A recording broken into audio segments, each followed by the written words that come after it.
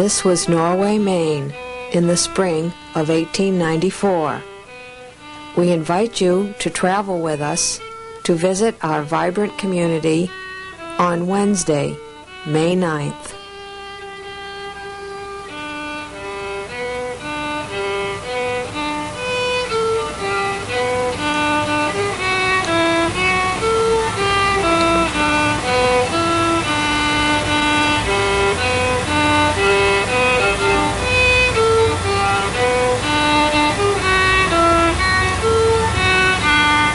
Norway boasted a weekly newspaper containing some local advertisements and many tidbits of interest to local readers.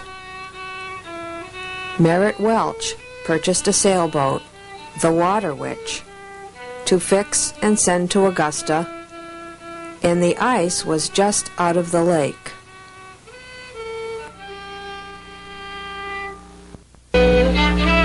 Soon it would be possible to board the steamer, the Pennsauwassie, captained by Ed Ames, for an excursion around the lake.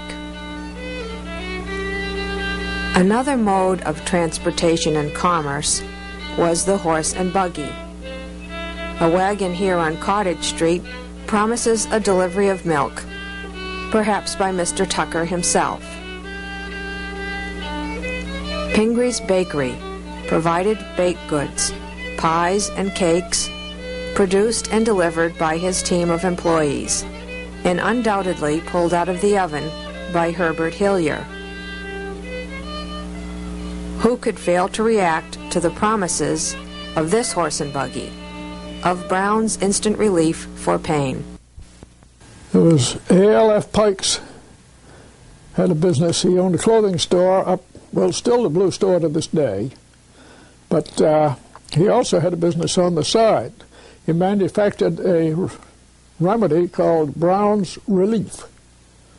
Good for man or beast. I don't think beasts ever took it, but men did. And this was back in the days when Maine was a prohibition state. And the original Brown's Relief, as I understand it, had about 40% alcohol. And maybe that was called instant relief, I don't know, but it was quite popular among the gentlemen of the community, as I understand, also in other communities. And later on, the government stepped in and made him cut down on the quantity of alcohol. And they still sold it for quite a while, but it wasn't as popular, of course, because there wasn't as much alcohol in it. No. The south side of Main Street was anchored by the Opera House. We had gone through a bank recession in 1880, 1881. In 1882, we started to think more about building. Money was becoming back into circulation, and there was a Norway Builders Association that was formed with Henry Burse, who was a local lawyer, and John Horn, who at the time was really quite affluent and he was the owner and founder of the Horn Tannery, located down where the radio station is now located and where the old fire station used to be. And that went from what was Main Street all the way back to Beale Street. And John Horn had money to invest in the town, and along with Henry Burse and George Cole and others, they decided that what the town needed was something that was would be a real eyepiece, and so they put up the Norway Opera House, the concert hall.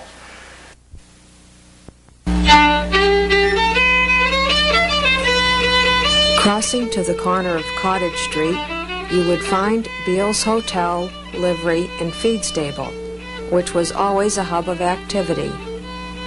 On May 8, 1894, several women, including Mrs. Tubbs, Akers, Andrews, and Cummings, entertained friends to a whist party from 5 to 8. Beale's was a favorite of travelers and tradesmen. They would often arrive by railroad at Norway Station from Portland, Boston, or New York, And a short walk down Cottage Street would bring them to Beale's Hotel, or around the corner onto Main Street to the Elm House, to which W. Whitmarsh was making improvements that first week in May. Nearby, at the head of Main Street, Reverend Caroline Angel ministered to her flock at the Universalist Church, while at the lower end of town stood the Second Congregational Church, Bates S. Rideout, minister. There's quite a little story concerning the Congregational churches. Of course, when Norway was first settled, the only thing they ever expected it to be was a farming community. So the town offices in the center of the town was what was now called Norway Center, where the Norway Center Church now is. So that was the first Congregational church. It was built as a two-story church. And then later, when the village began to develop the water power and the industry, and especially after the railroad came to South Paris, that brought all the business down to the lower end of town. So they wanted a new Congregational church there. Well, the Methodist Church had started out building two churches because they didn't know which way to go. This was back in the 1830s. So they built a chapel in North Norway. The place is still called the Chapel District to this day. And then they built another one, a Gothic structure, down the lower end of Main Street. Well, for whatever reason, there was a group called the Millerites that appeared. And this Miller had seen a vision or whatever, and the world was going to come to an end on a certain date. Well, a lot of people seemed to agree with him. He was apparently quite convincing. And it hit the Methodist Church somehow. And they finally just couldn't make it anymore, so they sold out to the Congregational Church. And that was down, I'm not too sure of the location, but down around the hospital in there somewhere.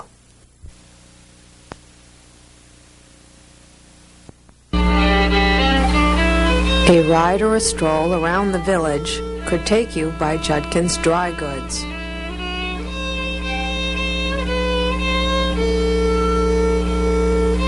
Or you might stop at the Noise Block,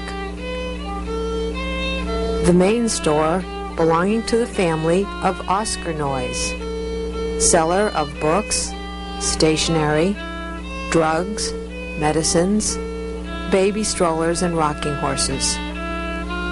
At one end of the Noise Block, you would find the latest in millinery and fancy goods.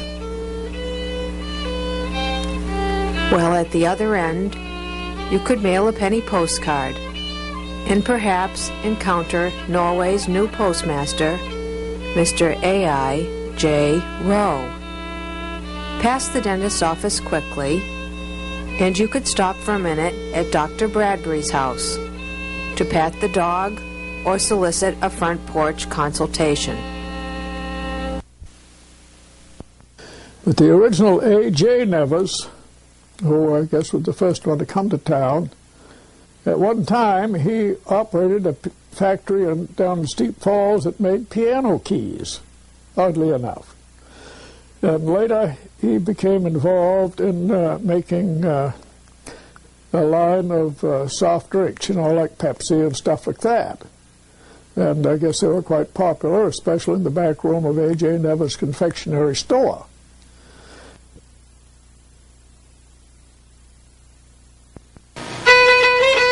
In addition to housing the concert hall, the Opera House block contained the town offices, numerous small businesses, and the offices of the Norway National Bank.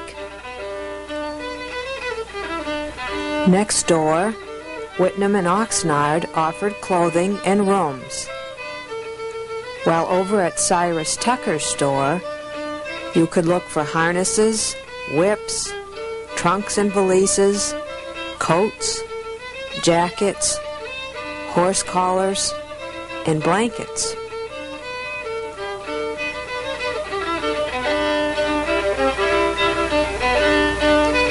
At noontime, you could find the factory workers at the B.F. Spinney Shoe Company on Lynn Street or the box factory. However, the horn tannery workers had been laid off for over a year.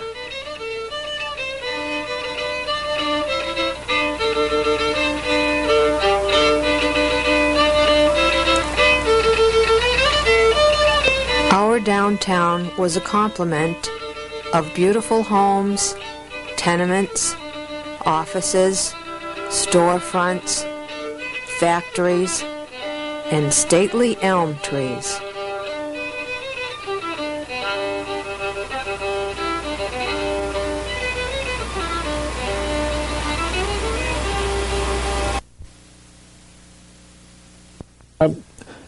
Up beside what is now the Rowe School, that's now a office building there, that originally, the first building there, perhaps, was a bakery, and they baked crackers.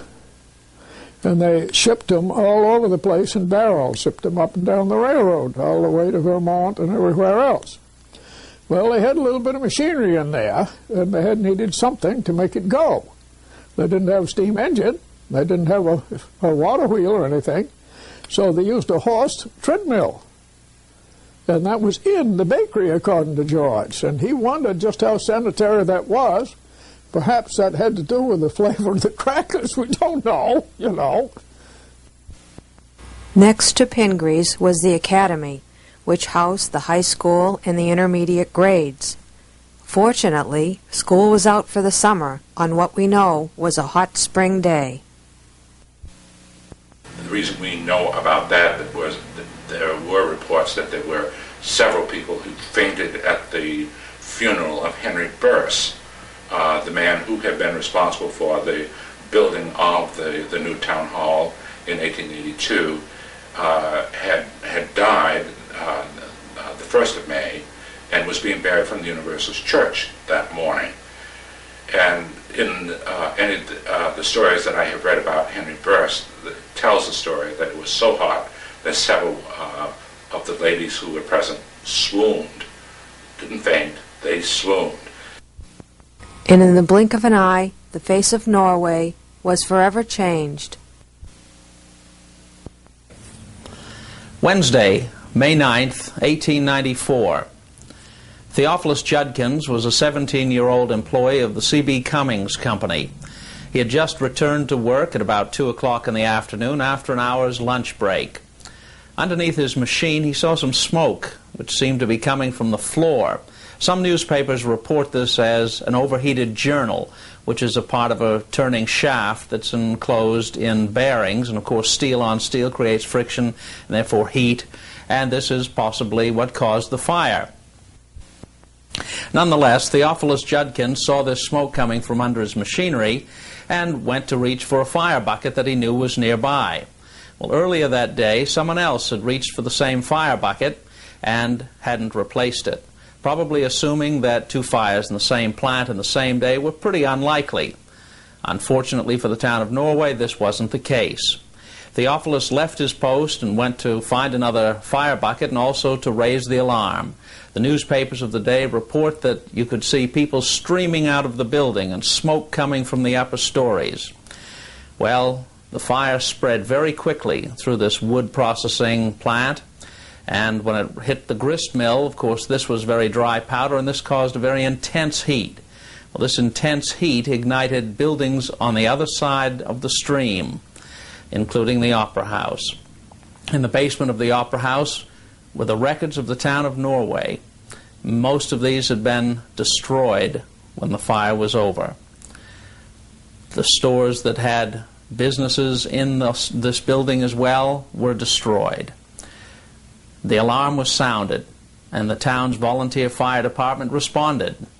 At this time, there was a Norway water district, and they pumped water into a reservoir on Pikes Hill. This provided the pressure needed to supply the hydrants. Well, this modern contrivance had allowed the town to put the Oxford Bear, the hand pumper, onto reserve status.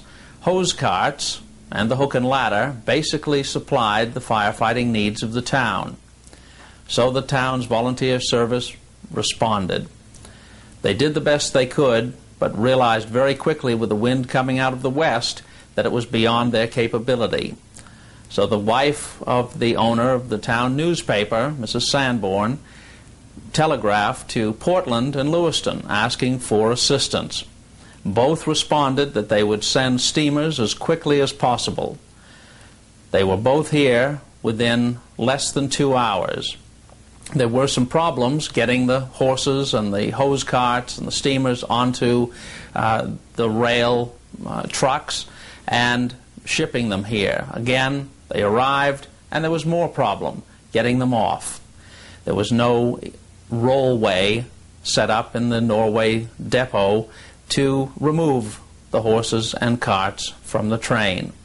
They solved this problem and got the pumpers pumping water onto the fire. By this time, the fire had extended well down Main Street. It had hopped over a couple of buildings and left them with some help from the owners of these buildings, who were either up on the roof pounding out the flying firebrands, or were using hoses and were hosing down their buildings.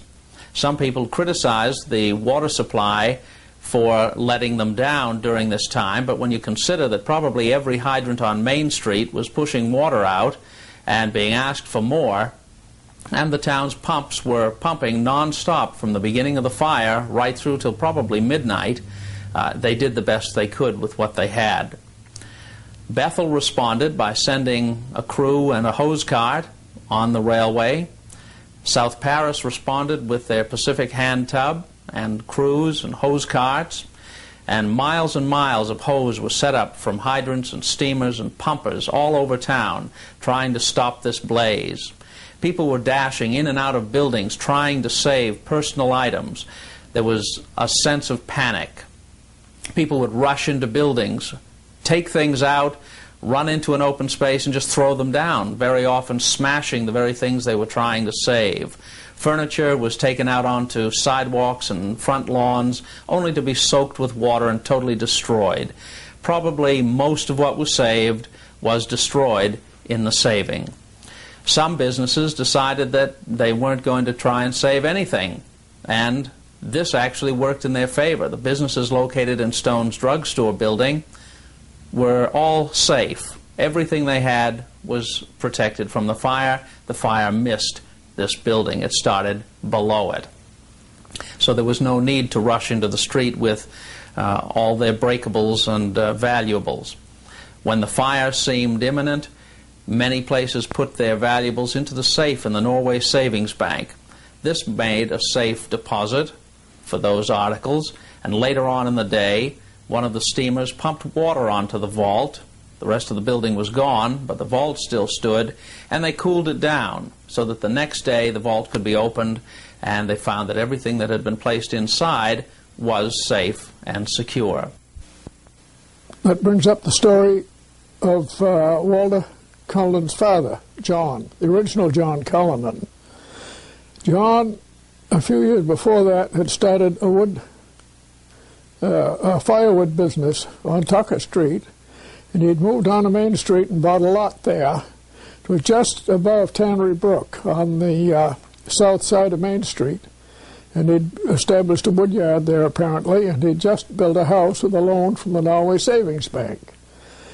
And John was a member of the fire department. His son Walter, who was quite young, was with him, and they went up to Cummings's mill that afternoon to get a load of birch slabs to sell to somebody. They were up there when the fire started. And John, being a member of the fire department, he immediately went into the mill to see what they could do. As I understand it, the fire buckets, I don't know if you ever saw one of those or not, but years ago they had special fire buckets in all factories practically. They had a round bottom so they couldn't be used for anything else. You couldn't set them down. They were hanging around all over the place. And they apparently hadn't been filled, or had been filled with the wrong material or something. And so they were worthless when the fire started. Well, Cullinan went in to start to work on the fire, and the wind was blowing a gale coming from the west, coming from Lake Penisawassee down. And he told his son Walter to unhitch the horse and get home as soon as he could. So Walter took the horse and he went up Bridge Street as far as Orchard Street, went down Orchard Street onto Greenleaf Avenue, and from there they had a back entrance to the woodlot, and he went in there. By the time he got there, his house was all afire. The fire traveled that fast. And it skipped around some, as we all know. It left some houses, but not many. And then it jumped across the stream, Penisawassee Stream, over to what you'd call, I guess, the old Opera House block. And it burned that, and then started right down the main street. It skipped the Hathaway house, as I understand it, and it also skipped Dr. Bradbury's house and barn. And then it cleaned things right down the street. I know there was a house at the location of the Norway Library, and that burned, of course, along with all the others. And another thing that comes to mind in connection with that is the tannery and the boiler. The tannery had the first steam engine in Norway, I understand. And they had a little boiler house out in back of what is now the radio station. And I remember as a boy, the bricks were still there. I played on the bricks around that. And the boiler itself, of course, being burned in the fire, and it was no longer any good, they hauled that down onto Horn Street and rolled it off into the swamp down there. And as I went to school as a boy, I remember seeing the top of the boiler. And every year it sunk down a little bit more and a little bit more, and finally you couldn't see it anymore. But that's just, well, it's a little boy memory, I guess you'd call it. The fire lasted about 3.5 hours before it could be considered under control. Newspapers, again, being our only source of reference, since there are no survivors of the fire alive now, the newspapers tell us that anywhere from 70 to 90 buildings were destroyed. One newspaper account says that 70 of the best buildings in Norway were destroyed. Well, that gives us several buildings that were less than Norway's best and probably weren't terribly missed by many of the town leaders. 2 people were injured fighting this fire. No one was killed, fortunately. One of the injured parties was the Reverend Bates Rideout, minister of the Second Congregational Church. He fell from the roof of the tannery and dislocated his shoulder, an injury from which he did recover. The second person injured was a man who fell from a building 30 feet above the ground, landed on the sidewalk, and in the process hit something very sharp and almost severed his ear from his head. A doctor sewed this back on, and the report in the newspaper is that he was seen standing in a field with a borrowed blanket around him, just kind of disoriented and not knowing quite what had happened and how he got there. This was the case with many of the people in town. As their homes were destroyed and all their belongings were lost, they had no place to go. Some people stayed with relatives or friends in other parts of town. Some left the area. Some camped at the fairgrounds. But the town was brought together to a large extent. This was a time of recession in the country as a whole and in the town in particular. Only a year before, the Horn Tannery had closed down, sending better than 100 people into the streets unemployed. Well, this represented a large portion of the income-producing population of the town, so it was a substantial effect that it had on the town itself. After the fire, the rebuilding began, and the town put itself back together. Because there was a recession on, everything was lower priced, so it was an easy time to buy. The newspapers report that better than $250,000 in loss were incurred. Of course, you need to remember that this was 100 years ago, and prices were not the same as they are today. The rebuilding began at once, and if you notice on the On the building that we call the Opera House now, the date of 1894 shows.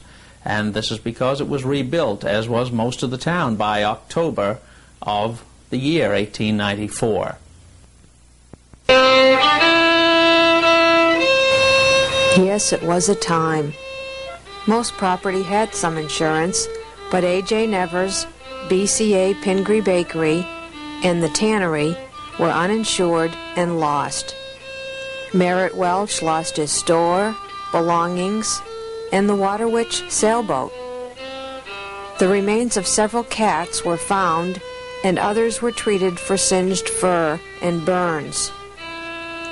Thomas Thibodeau had buried his wife on April 29 and his baby daughter on May 7. He was residing with his other children, including 8-year-old Tessa, at his in-laws, O.M. Cummings, whose home and stable were completely destroyed. Later in life, Theophilus Judkins, discoverer of the fire, became a veterinarian and a water dowser. The Norway fire, I think, having been born and raised in this town, I think when I was in school, in the elementary school, as far as projects were concerned, like in the elementary grades and even into high school, the Norway fire was something that always kind of caught my interest. I used to visit with a lot of the old people who lived here in town, and I can remember the stories of talking with Carrie Tucker and with Jim Favor and Fred Smith. Fred Smith was only a young kid the day the fire broke out, but you know, there are stories I'm sure that some of the other people have already told you about, but it's because of those people and because of the fact that I lived in town, and I lived, when I was growing up as a kid, I lived at the corner of Bridge and Water Street looking into C.B. Cummings' dowel mill, and knowing full well the story that, you know, this was where all the big fire began. But I think the Norway fire is something that, particularly 100 years later, that we need to stop, and we need to reflect on the meaning of that. Most people that were touched by that fire, of course, are gone. But at the same time, I think we can also look at the forthrightness and the industry and the self-sacrifice that a lot of people who were living here in this town made at that time. When you stop and you think that the fire started the 9th of May, around 2 o'clock in the afternoon, and that by October of that year, Main Street was back to business as usual.